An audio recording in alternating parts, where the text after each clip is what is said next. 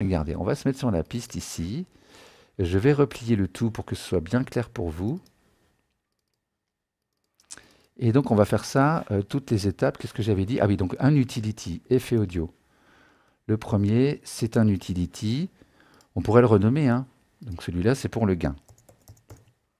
Ça sera notre première étape, d'accord? Je vais l'éteindre, et puis comme ça nous permettra d'allumer au fur et à mesure les effets.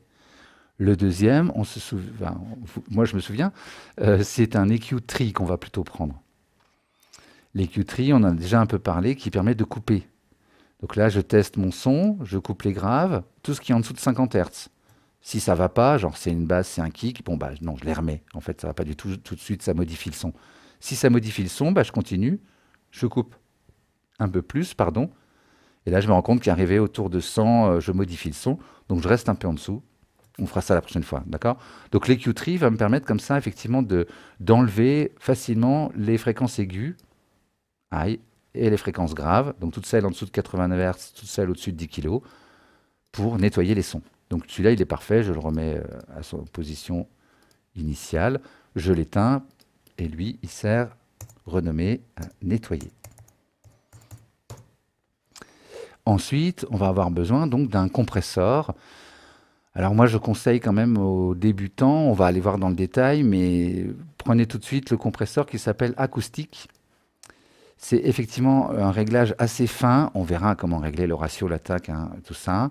On a déjà un peu parlé du threshold, du seuil, vous vous souvenez tout à l'heure, et on a parlé du ratio. Et on a parlé vite fait de l'attaque, d'accord? Donc on verra les autres paramètres. Pareil, je l'éteins. Donc celui-ci est réglé avec un réglage qui ne va pas trop détruire votre musique.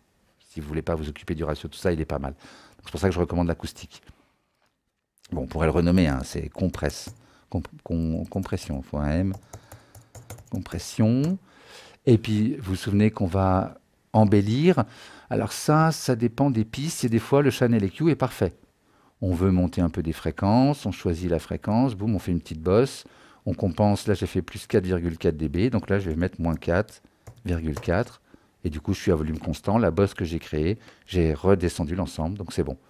D'accord? Donc des fois celui-là suffit, on veut assombrir un peu le son, voilà, il n'y a pas besoin de plus. Je vais quand même mettre un EQ8 qui va me permettre, si éventuellement j'ai des réglages un peu plus fins à faire, d'avoir accès à ces réglages, d'accord? Donc les deux là ont le même, ça c'est color passive. Oh, ouais, d'accord, color passive 1 et ou color passive 2. C'est pas les deux, hein, c'est ou l'un ou l'autre, hein, d'accord? C'est pour ça que j'ai mis le ou. Voilà, si on veut aller vite, on prend celui-là. Si on a besoin d'un réglage plus fin, on prend celui-ci pour avoir vraiment tous les réglages qu'on veut. Et on finit, vous vous souvenez, par un utility. Je vais en mettre deux pour que ce soit vraiment plus clair. Donc un utility qui va gérer le placement.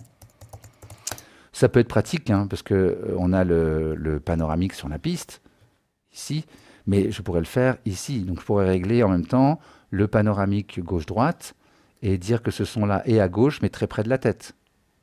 Ou alors il est à droite et très loin de la tête. Très très loin même, hein. Je vous avais dit 120, je crois que j'ai dit même 150 aujourd'hui, mais bon, en général c'est plutôt vers 120, 140 et 150 grand max. On est vraiment au grand maximum, là on risque de faire des choses pas bien. Et on écoute en mono, tout ça, je vous ai expliqué la technique pour le problème de phase. Donc voilà, celui-là sert au placement. Et un deuxième utility, si on veut être bien séparer les choses, disons, voilà, pour le gain final. J'aurais pu mettre final, gain final. C'est effectivement au cas où, finalement, après tous les traitements, j'ai besoin de baisser le volume. Je ne vais pas aller baisser celui-ci, je vais aller baisser celui-là, ce qui fait que ça ne va pas changer les réglages dans le compresseur et tout ça. Donc je pense bien éteindre tout, d'accord? Je sélectionne le premier, Shift, donc majuscule, je sélectionne le dernier, enfin je fais l'inverse, je sélectionne le dernier et hop, je vais chercher le premier. Et là, grouper. Et je vais sauvegarder, donc je peux afficher les macros, ça me permet de renommer tout de suite mon groupe. Moi j'aime bien faire ça. Je pourrais le renommer en sauvegardant, mais je vais le renommer là. Et donc c'est preset, mix. On pourrait mettre live pour se souvenir que c'est avec les effets de live. Peut-être vous ferez des preset mix où vous mettez dedans des plugins que vous aimez, hein, pour remplacer mon compresseur, pour remplacer, voilà. Et puis ça, bah, vous pouvez le glisser dans la bibliothèque utilisateur par exemple. Je l'ai déjà ici, hein. Mais c'est pas grave, je vais le mettre là, entrée. Et du coup c'est très pratique. je vais mixer ma première piste. Bon, en vrai, ce sera le kick, la snare et tout ça. Bon, je le mets dessus, je fais mon gain, j'allume le gain. Là, je vais le faire sur toutes les pistes. Puis après, je nettoie cette piste. Après, je la compresse, je fais tous mes réglages. Après, je la colore, je fais mes réglages. Non pas cet EQ-là. Je me dis, tiens, je vais prendre plutôt celui-là. Je fais mes réglages. Je place mon son, j'allume, je fais mes réglages. Et je fais le gain final, j'allume, je fais mes réglages. Et puis pour la piste d'après, bah, je reprends mon preset, je le mets dessus. Vous avez compris l'intérêt, je pense. D'accord? Donc c'est pas mal. C'est un truc qui va vous sauver la vie, les presets. Moi, vraiment, au début, je fonctionnais avec le preset numéro 1, puis après le 2, parce que je l'avais amélioré. J'avais mis des plugins que j'aimais bien dedans. J'avais remplacé. J'avais un preset pour mixer les kicks, un preset pour mixer les snares, un preset pour mixer la basse. Vous allez voir qu'on met pas tout à fait les mêmes. Il y a des petites choses qui vont changer à l'intérieur. Pour le preset mix, quand je vais être sur kick, snare, tout ça, bah, je vais avoir un drum bus à la place. Basse, je vais peut-être avoir un loudness limiter, etc., etc. On verra ça, vous inquiétez pas.